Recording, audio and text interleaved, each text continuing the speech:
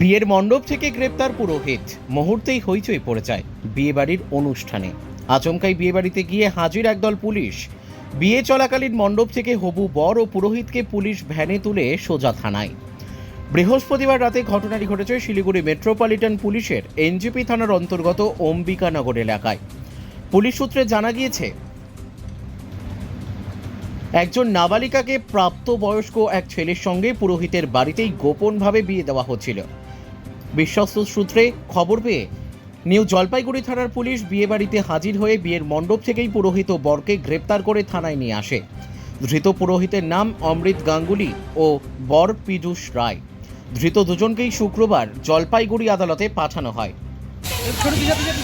কতদিন ধরে করাচ্ছিলেন এই বাচ্চাদের মেয়েদের বিয়ে? বাচ্চা তো একটাই বার করাইলাম খালি, আমি তো জানি না, পঞ্চায়েত বলবো। এমনও তো অভিযোগ আছে আপনার বউ মেয়ে এরকম করিয়েছেন বিয়ে। হ্যাঁ, আপনি জানতেন না যে মেয়েটার বয়স 16 বছর?